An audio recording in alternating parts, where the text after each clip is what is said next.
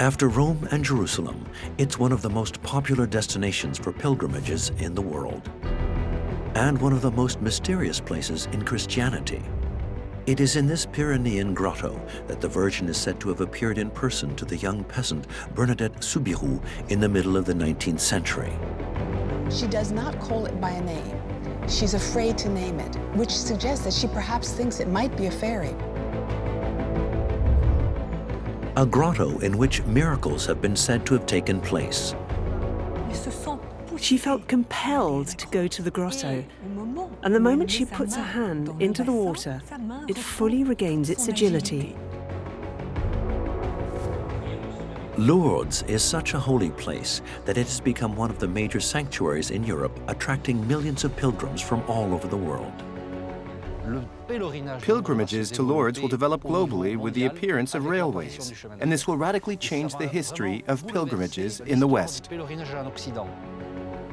How did this unusual 128-acre architectural construction with 3 eclectic basilicas spring from the ground to produce the biggest underground crypt in the world? St. Peter's in Rome could fit inside the Basilica of St. Pius X, even though St. Peter's is the largest basilica in Rome. What technical challenges did the designers have to overcome for more than a century of work? How did they break down these mountains? Here is the incredible story of the construction of the Lourdes sanctuaries.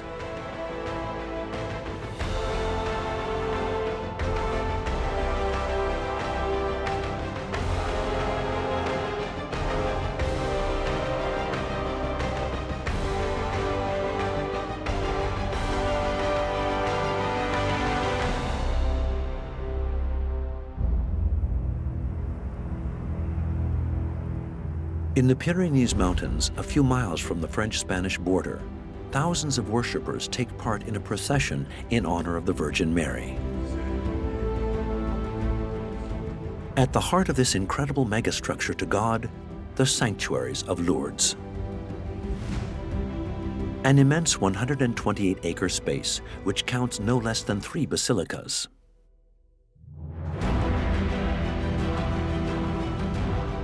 Perched on the Rock of Massabielle, the Immaculate Conception, built in the Gothic style, peaks at 328 feet above the river. Lower down, hollowed out of the same rock, the Basilica of Our Lady of the Rosary, built in the Roman Byzantine style, can welcome up to 4,000 worshippers.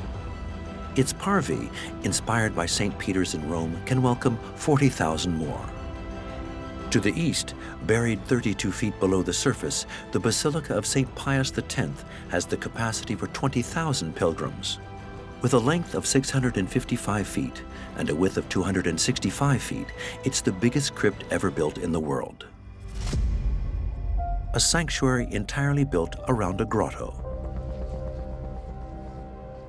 A sacred place where the Virgin Mary is said to have appeared 150 years earlier.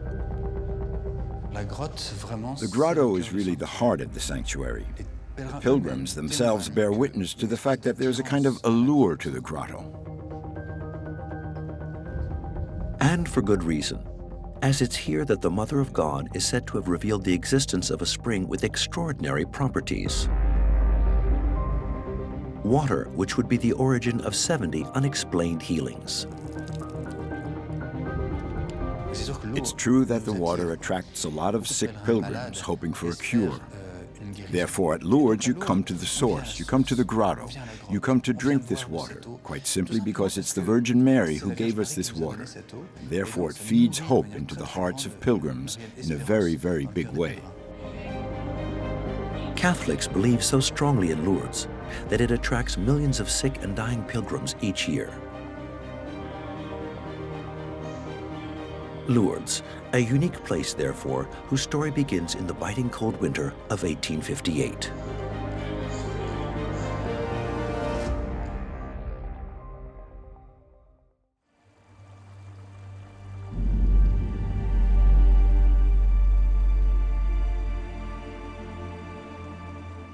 That morning, a young shepherdess, barely 14 years of age, Bernadette Soubirous, is collecting firewood on the edge of the river Gave. She hears a loud gust of wind. She turns around and notices that the poplar trees are not moving. And at that moment, the wind no longer comes from behind her, but in front of her. And then she looks into the Massabielle grotto. The grotto is also known as a place of supernatural happenings, a place where fairies emerge because they're again on this place between civilization and wildness. And there she sees light and a woman whom she calls a beautiful woman. And she says she does not call it by a name, which suggests that she perhaps thinks it might be a fairy because fairies punish people when you name them. At this moment, she doesn't seem to claim at all that it is the Virgin. This is a region where religion and legends of goblins and giants are all mixed together.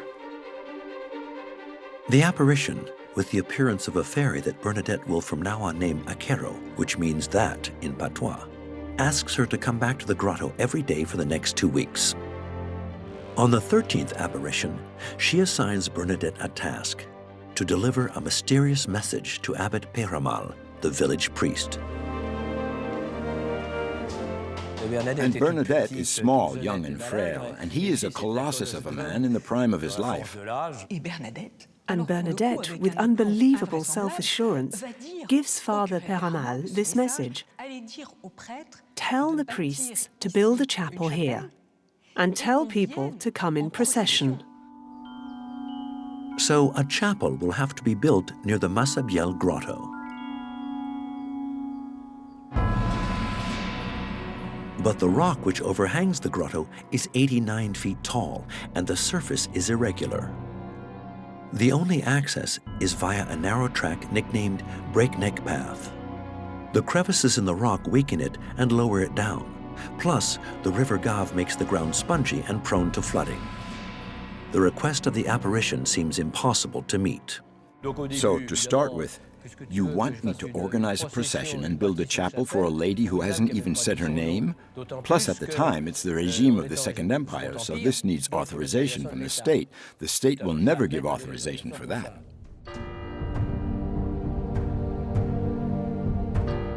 If the Abbot Peyramal is skeptical, this is not the case of the villagers, who seem literally bewitched by the young shepherdess.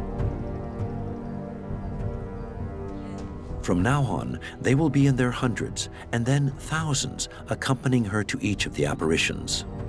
And they are impressed. She's transfigured from sort of flea-ridden girl in rags of wool into something people perceive as very beautiful. There is something about the solemnity of her embodiment that really does make people watch her with respect. During the recitation of the Rosary, Bernadette says, "The lady is here, the lady is here." And at the same time, Bernadette goes into a profound ecstasy. Then asks the lady her name 4 times. And on the 4th time, the lady says, "I am the Immaculate Conception."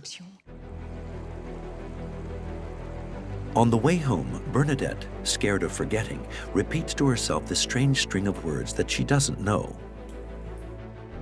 Que soy era Immaculada Concepción. Abbot Peyramal is stunned. How can a young shepherdess who doesn't know how to read or write, how can she know these terms which are only known to theologians? And Father Peyramal doesn't give any explanations to Bernadette. He starts crying because he understands that Bernadette has seen a lady, a beautiful lady, and that lady is the Virgin Mary. From then on, convinced of the truth of the apparitions, he informs the Bishop of Tarbes, Monseigneur Bertrand Sévère Laurence. And he says there's something going on in our community. There's an élan mystique, there's a renewal of faith. And not only a renewal of faith, but a kind of ethical consciousness that is emerging, that people are becoming, in a sense, holier because of the events. There is no doubt that Laurence, who comes out of the attempts by the church in this period to reconstitute itself in the aftermath of the revolution sees this as a chance for reconversion. And what better way to evangelize a country than with a new place for pilgrimages? A chapel which had been requested by the Mother of God herself.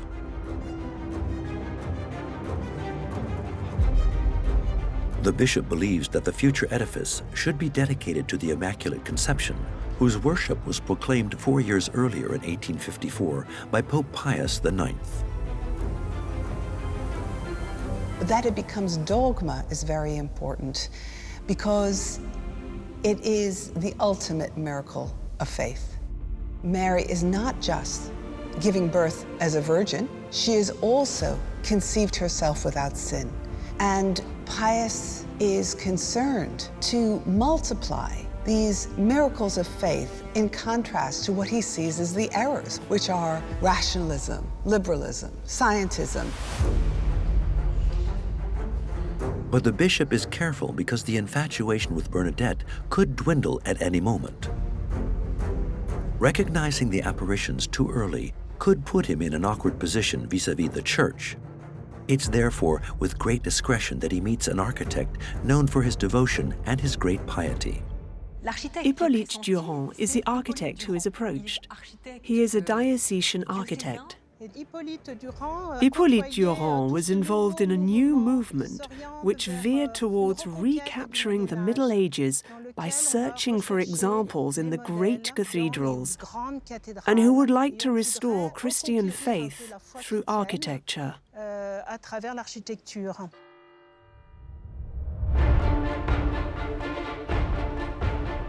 The man who was the architect of the Château de Monte Cristo, built for Alexandre Dumas, gains the trust of the bishop. He immediately gets to work. Durand opts for a Roman Byzantine style. As is the tradition, he positions the future chapel towards the rising sun, symbolic of Christ illuminating the world at the first light of dawn. Access will be to the west, following breakneck path. But just at the time when he was about to present his plans, the bishop makes a surprising request. We must think of a way to organize the pilgrimage and the way in which the pilgrims live, so that the pilgrims can enjoy a place of rest. We will ask the architect to change the direction of the church. Instead of positioning it to the east, the choir will be to the west, the side where it rains. And the eastern part will be the entrance to the chapel. Actually, in this porch, the pilgrims could find shelter and sleep. In this way, the pilgrims will be protected from the rain and from the prevailing winds. But the chapel will lose one of the strongest symbols of Christian worship. The positioning of the church must have been quite revolutionary. But what exactly won the deal was that to compensate for the space, to adjust to the level of the hillock, the architect suggested adding a crypt. And this crypt was exactly above the mandala, where the Blessed Virgin appeared. So, as a result, it was possible for the crypt to be at the symbolic heart of Lourdes.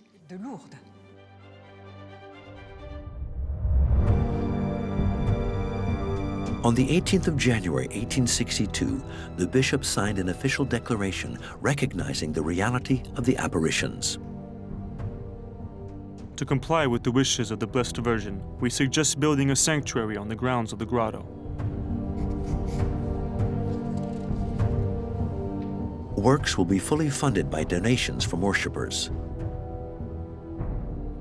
All that's left to be done is for the bishop to organize the pilgrimage to make Lourdes the jewel of the Catholic reconquest of France.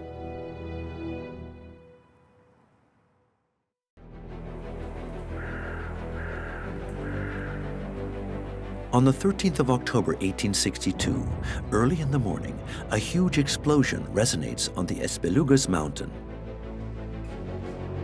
The demolition work for the building of the Immaculate Conception has just started.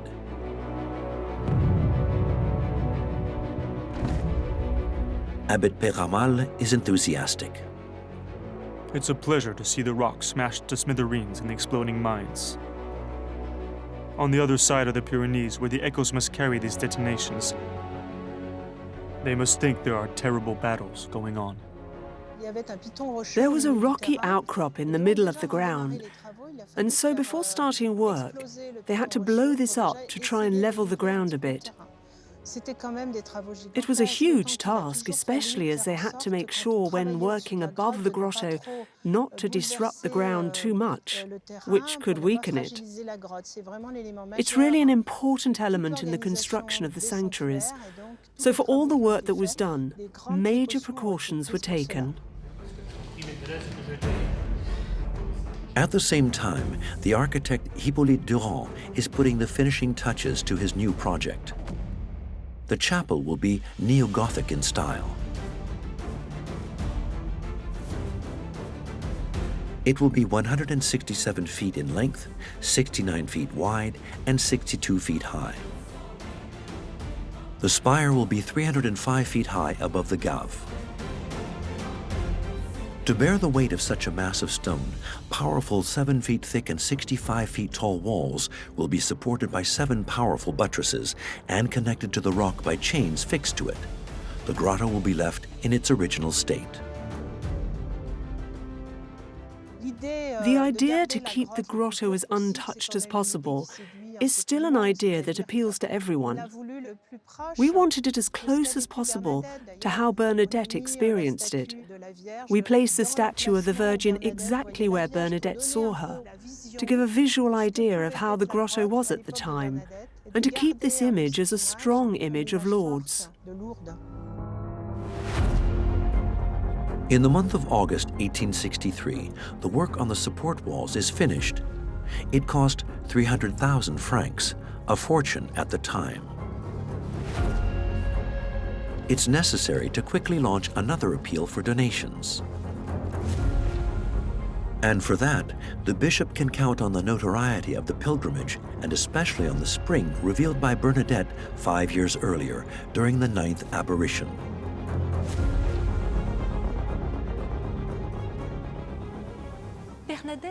Bernadette is on her knees. She's doing penance. And then the lady says, "Drink from the fountain and wash yourself."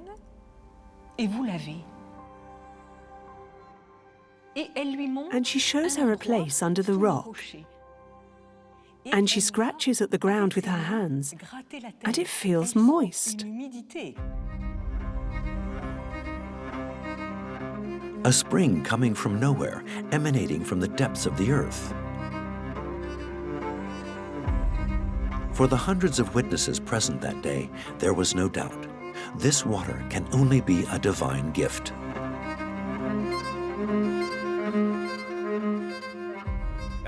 So from the moment when she discovered the source, people will start to return in the afternoon to widen it, etc. The water began to flow, so I find that quite a beautiful symbol. The more we drank, the more there was. It was not going to run out. Water which is soon going to drastically change the fate of Lourdes when a woman who'd been paralyzed in her right hand for many months visits the grotto in Massabielle. Catherine Latapie, who lives 7 miles from Lourdes in a village called Loubajac, feels compelled to go to the grotto. The moment she puts her hand into the water, it fully regains its agility.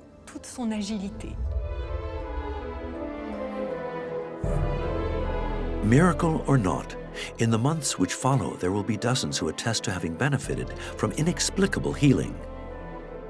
Is the water from Lourdes miraculous? The mayor of the village would like to be sure.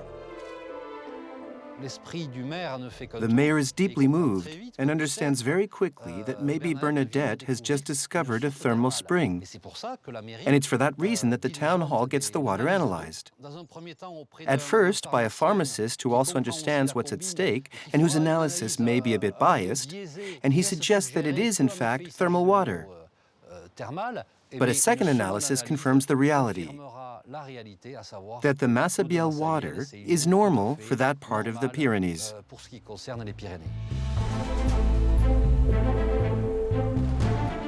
If the mayor sees his dream of a thermal spa fade away, the bishop sees the potential in this water, which in principle has no recognized properties, but which, however, could be capable of curing the incurable. From that moment on, Lourdes becomes the last chance pilgrimage for thousands of sick people. A pilgrimage which, in 1867, will be able to rely on the arrival of the first railway line in the valley. In this year, a Basque abbot, Abbot La Parade from Bayonne, had an idea, which will in fact turn out to be a great idea, to organize a special train for the pilgrims.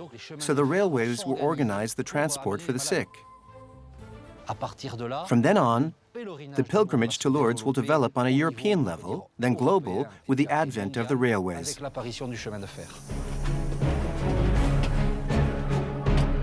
A massive influx of pilgrims means financial mana, which is going to play into the hands of the bishop. Because the works for the chapel are more expensive than initially thought, the bishop will resort to a new technique in vogue at the time, photography. Prints of Bernadette that the pilgrims will literally fall over themselves to buy.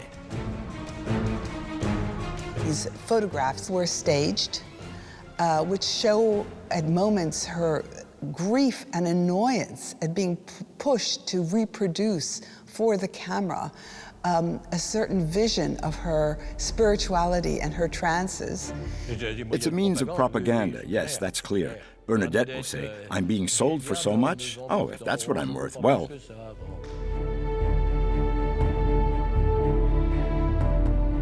An icon who is selling well, but who is soon going to be in the way.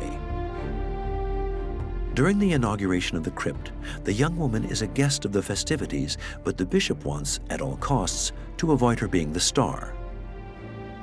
So the young woman attends the ceremony dressed as a child of Mary and firmly escorted by nuns. The danger was, of course, that it wouldn't be the veneration of the Virgin, but it might become the veneration of Bernadette. That was what the church worried about. 2 months later, on the 4th of July, 1866, Bernadette leaves Lourdes for the St. Gildard de Nevers convent in Brittany, where she will take the veil. She will never come back to see her mountains nor the Grotto of Massabielle until her death.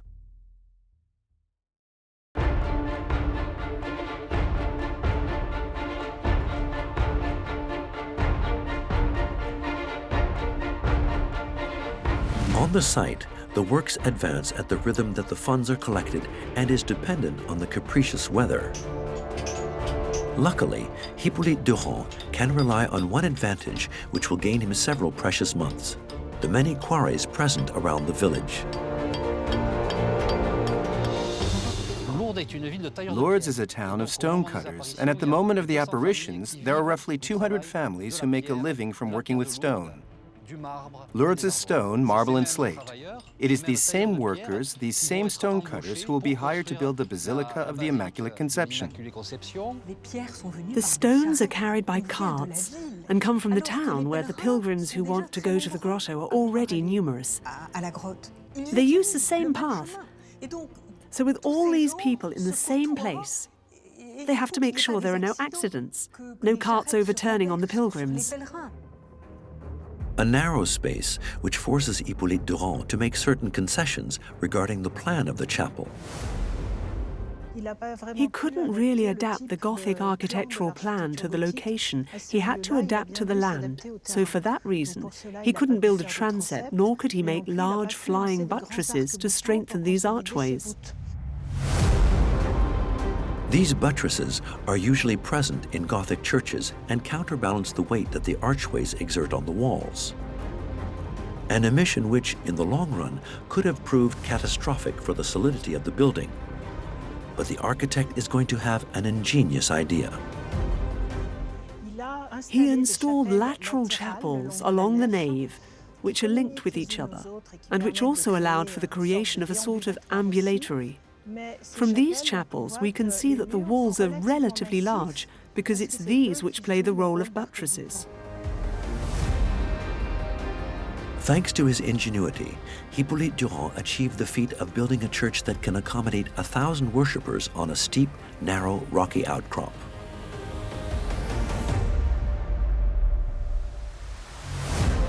On the 15th of August, 1871, the Chapel of the Immaculate Conception is inaugurated, a ceremony during which one man is noticeable by his absence, Monseigneur Lawrence, who died several months earlier during a trip to Rome. He leaves behind him the first piece of a vast enterprise destined to become one of the biggest sanctuaries in the world. But before becoming an important place of national pilgrimage, Lourdes still has to pass one final test, obtaining recognition from its peers.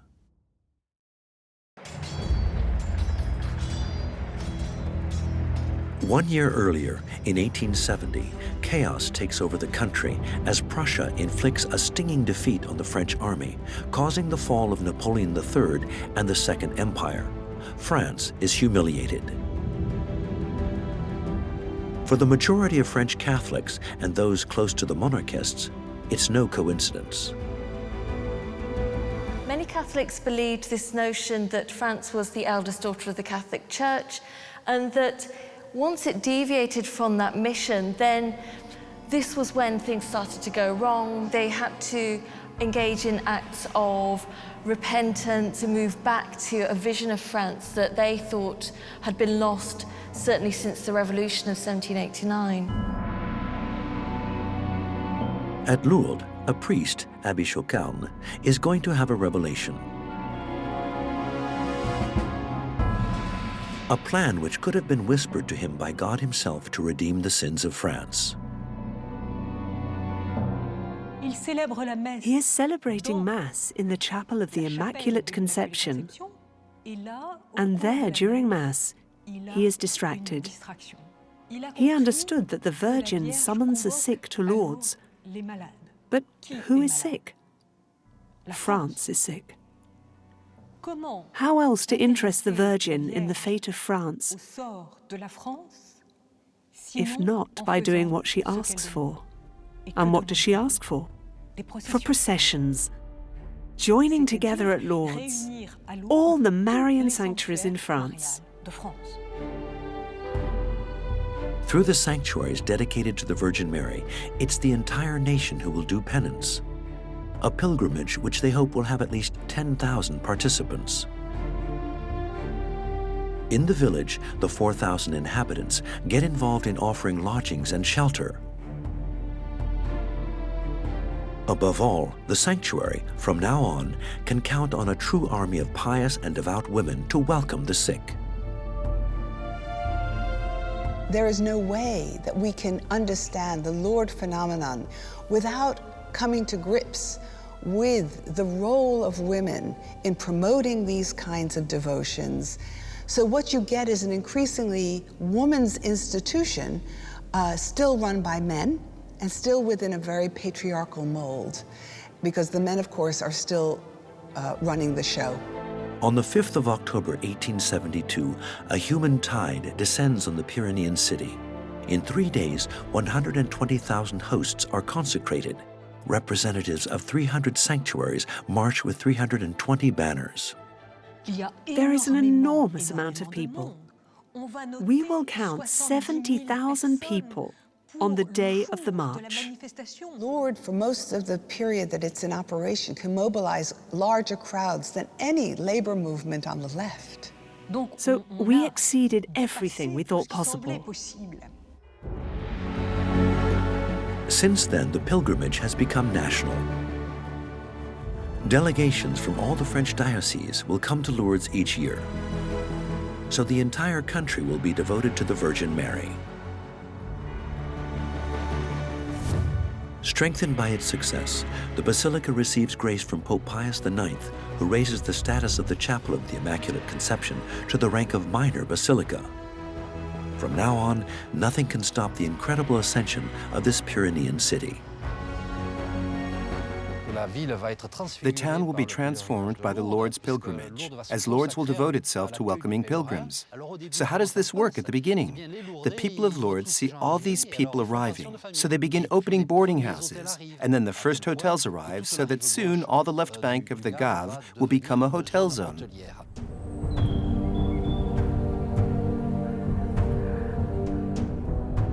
A dazzling success which the new Bishop of Tarbes, Monseigneur Benoît-Marie Langenieur, must cope with. Because barely finished, the Basilica of the Immaculate Conception is no longer sufficient to absorb the uninterrupted flow of pilgrims. Monseigneur Langenieur, in front of all these pilgrims, thinks, if we're going to leave them outside to celebrate Mass, we're going to need altars, etc. There are an enormous amount of things, and he thinks a new church is needed. In 1883, approaching the 25th anniversary of the apparitions, pilgrims come in mass. For the new church, a new architect is approached, Leopold Hardy, the chief architect of the two international expositions in Paris. The idea behind his project was obviously not to go down the Gothic route, since the Gothic style with its big ogre-val archways would create a problem of height, with a part of the Immaculate Conception being hidden, so it was necessary to construct a building less elevated. For this, Hardy pictured a church in the style of Roman Byzantine, because this type of building, in the form of a Greek cross, has the advantage of having a dome.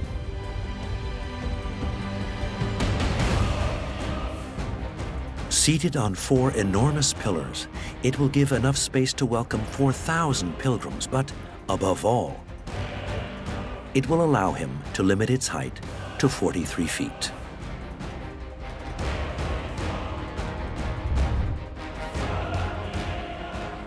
Here, the architect has been extremely intelligent and respectful, because he has slid his building under the Basilica of the Immaculate Conception, that we often call the Superior Basilica.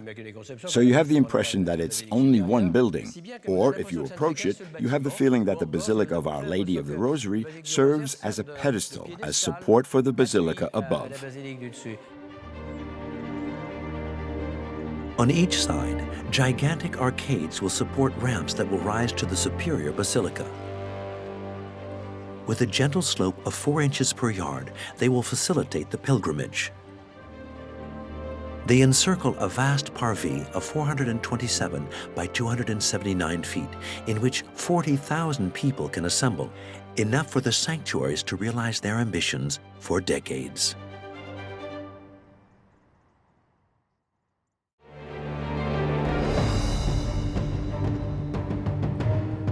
On the 16th of July, 1883, the construction of the Rosary Church starts, 25 years to the day after the last apparition.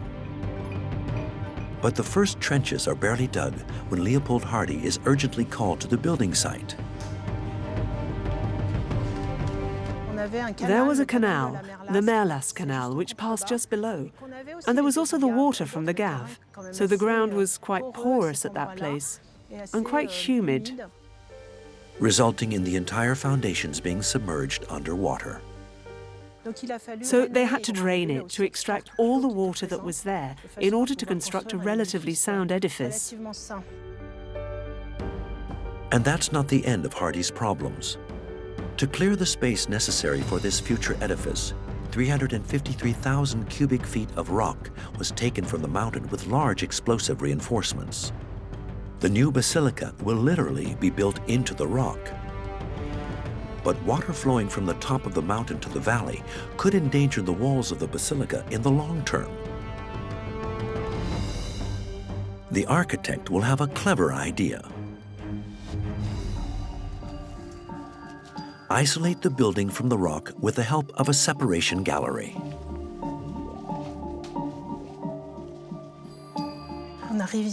So we arrive here in a very private part of the Rosary Church, as here is the interface between the wall of the Rosary Chapel, the Basilica, and here the support wall holding the rock. Therefore, at the moment of the building, it was decided to separate these two walls and thus make a kind of protection. To consolidate his masonry, Hardy will place landfill arches all along the corridor. Lourdes is a place where there is a lot of earthquakes, so you also have to balance the Mass so that it can last for years to come. To avoid pockets of water accumulating behind the support wall, the architect has holes made in the rock wall through which water can flow into the gutter. We have the impression that we're in a grotto, and we find here the formation of stalactites, stalagmites, limestone which stays on the surface, and the water runs along it.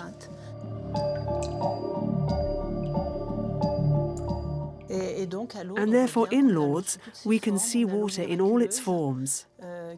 We have the miraculous water which comes from the grotto and which heals, and then we have the water from the rock which runs here, but which could also have been a disruptive element for the architecture.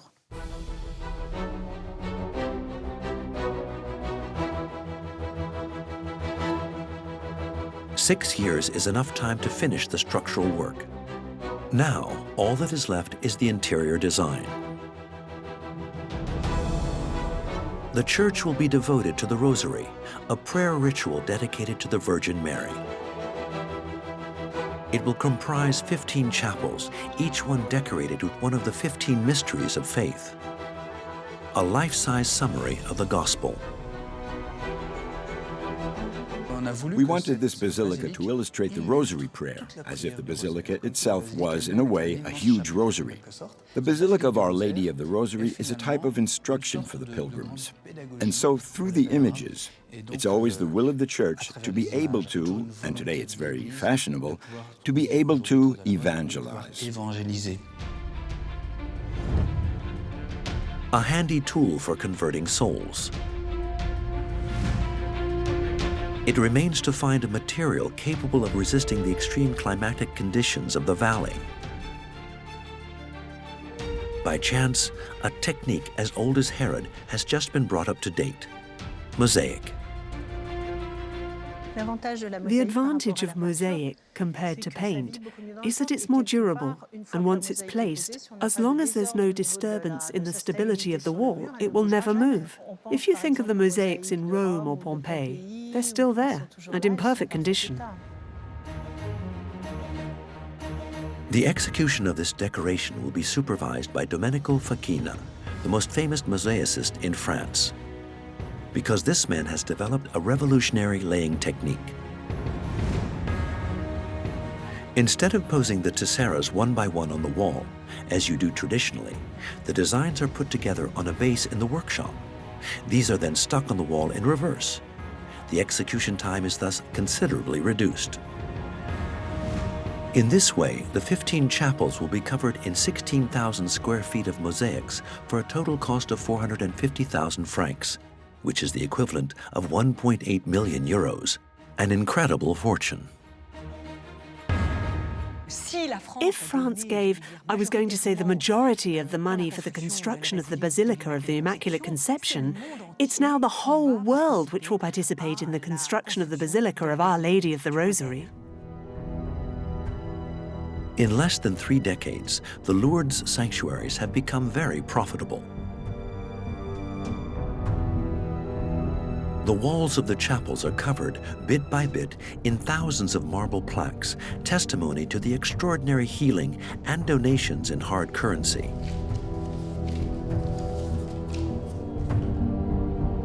But in September 1891, while the building site of the Rosary was far from being finished and still needing financing, a man arriving by train from Paris will single-handedly cause trouble and stir up the church as far as the Holy See.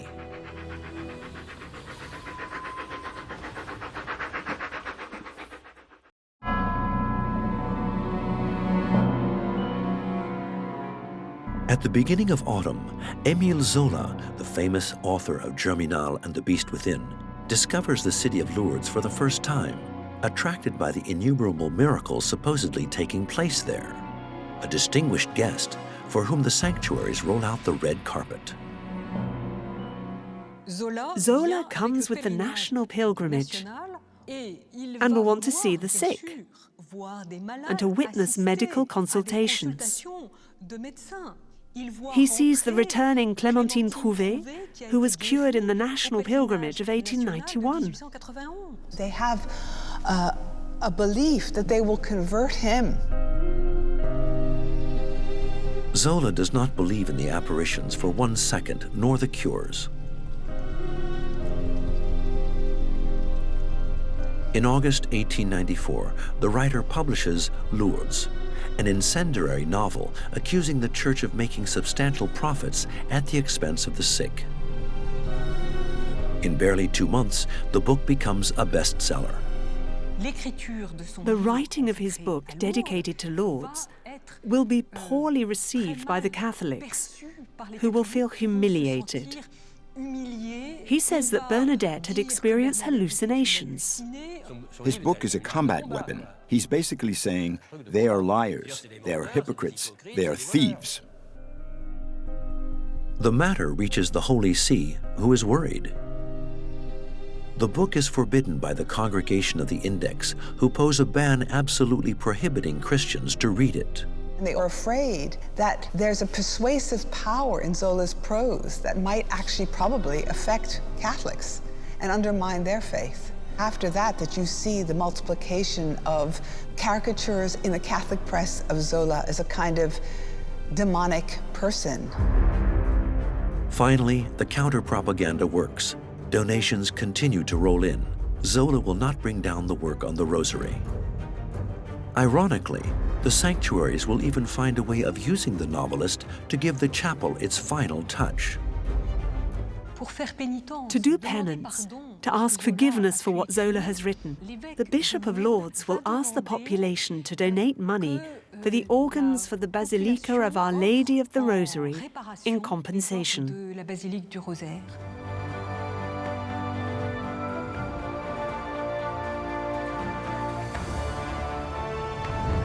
Thereby finishing the works on both the Basilica of the Immaculate Conception and the Basilica of Our Lady of the Rosary. But in Lourdes, where the ambitions are always getting bigger and bigger, a new bishop will again put on workman's overalls and bring the sanctuaries into the modernity and gigantism of the new century.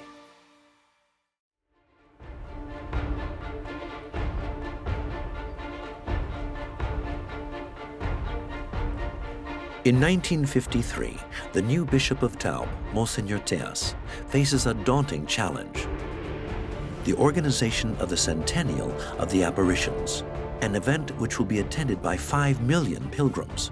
But for almost 50 years, nothing more has been built in the sanctuaries. He understands that the reception capacities are too small. Hence his idea of building a huge place of worship. A place where we can have processions on the days when it rains. And it rains a lot in Lourdes. And so the idea was to build a basilica which could accommodate 20,000 people.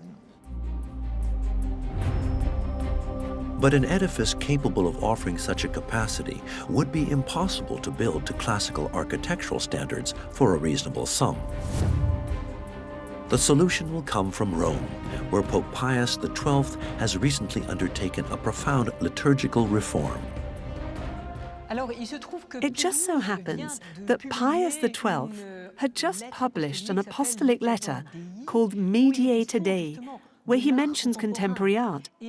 And Pius XII feels the need for churches to also live by this art. The future church will, therefore, be resolutely modern and made from concrete. A revolutionary choice at the time, but one which has the advantage of being more economical than stone.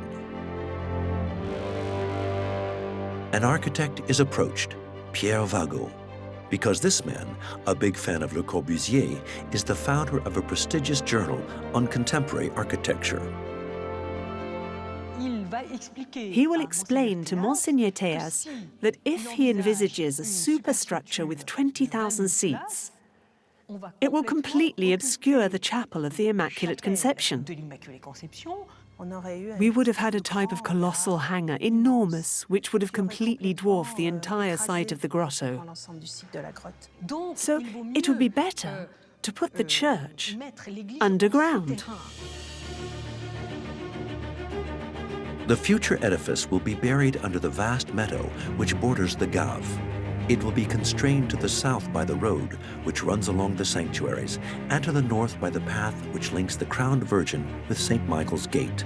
Made in an elliptical shape reminiscent of a fish, symbolizing the first Christians, it will measure 656 feet long and 262 feet wide. There's not really a plan. It's a mandala, which is in the style of the hole in which the Blessed Virgin appears in the grotto. And so the building corresponded exactly to the intentions at the start of the project, to create a structure in the image of Bernadette, modest, simple. It's an extremely bold choice. In 1959, it's clear that there are few people who like this style. It is imperative that the building is finished in less than 5 years, in time for the centennial of the apparitions. The cost is estimated at 2 billion francs, which is the equivalent of 36 million euros, and once again, the faithful will be asked to contribute.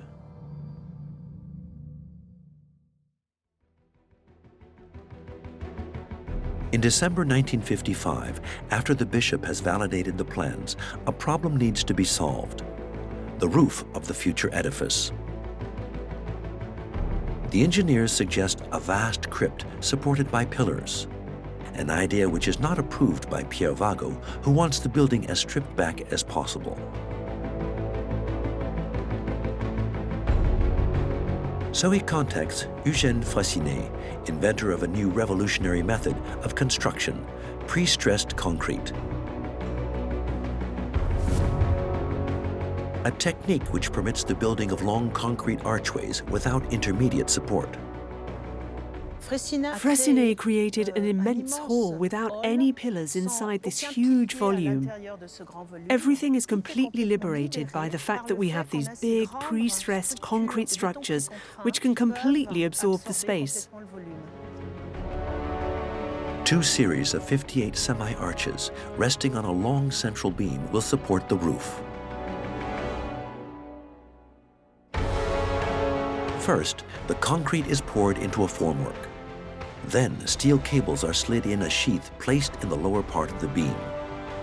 Hydraulic jacks then tension the cables to prevent the beam from collapsing. Compressed, the concrete thereby becomes pre-stressed. Thus, the edifice will have a surface nearly as big as St. Peter's Basilica in Rome, 156,000 square feet, and without any central pillars. It's said that St. Peter of Rome could be contained inside the Basilica of St. Pius X, even though St. Peter's is the largest basilica in Rome. The official start of construction is given as the 30th of May 1956. But when the excavation has just passed 7 feet deep, water will once again appear, transforming the giant hole into a real-size lake.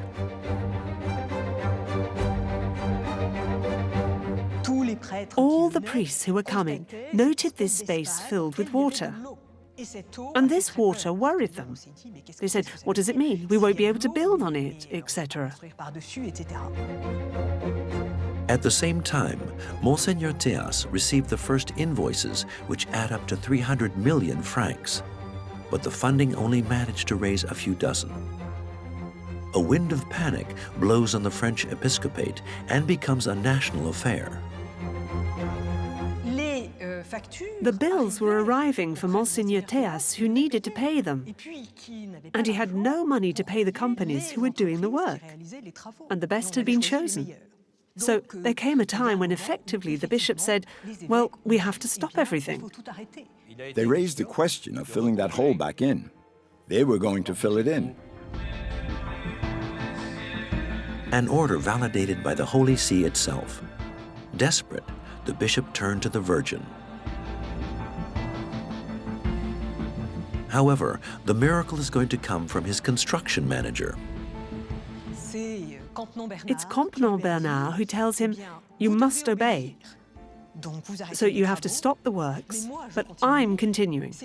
I'm going to pay the workers, who are destined to continue the work, from my own pocket, so that it will be finished on the date and time we had decided on for the centennial of the apparitions.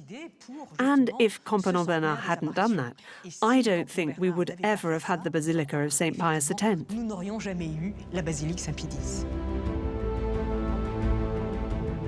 The architects brought in by Vago find a clever technical solution to overcome the water infiltration. A metal curtain comprising steel blades 12 inches in width and 59 feet long will be placed along the 1,600 feet circumference of the building. These blades will be driven into the ground to a depth of 59 feet, thus creating a barrier stemming the flow of water around the future edifice. Finally, to avoid any infiltration, a system of channels under the gigantic concrete slab will drain the water thanks to a pump up to 26 feet deep and eject it back into the Gave. This system has been in place since the opening of the basilica, and there have never been any problems. The system has been so well planned, thought out. We have a principle of tubing, which allows for the complete drainage of this building, which floats a bit on the water, but everything is drained. On the 18th of July, 1957, the work can finally restart. First, the water is pumped to dry the foundations. The arches are then poured into gigantic formworks. And then an incredible concrete structure arises from the ground. In less than 6 months, the skeleton of the future basilica is in place. The 129,000 square feet of the roofing is covered in pre-stressed concrete slabs and 4,000 tons of earth. Inside, the decoration is minimalist. Vago chose an architecture which completely manifests contemporary art. The Basilica of St. Pius X is extremely bare, very stripped back, without decoration. He didn't want statues, leaving the supports, the crutches of the archways, and the resolutely modern architecture on show. The choir, traditionally situated at the back of the church, is placed in the center of the building. A revolution at the time where the liturgy imposes the priests to do Mass with their backs to the faithful. The idea of placing the altar in the center was indeed something new, original. If you put the altar at the end of a vast ellipse, the people, the furthest back, are 650 feet away. At the time it was constructed, there weren't any televisions inside. On the 24th of March 1958, the basilica is consecrated in front of thousands of believers. It's the Archbishop of Venice, Angelo Roncalli, who will become Pope John XXIII several months later, who is in charge of the blessing. All the dioceses in France and Europe assemble, and the influx is a constant coming and going. All the people of Lourdes will tell you that they've never seen so many people at Lourdes, and this will stay forever in their memory. Thereby finishing the construction of the sanctuaries of Lourdes, a huge place of worship and pilgrimages which continues to attract millions of pilgrims from 5 continents 160 years after its creation.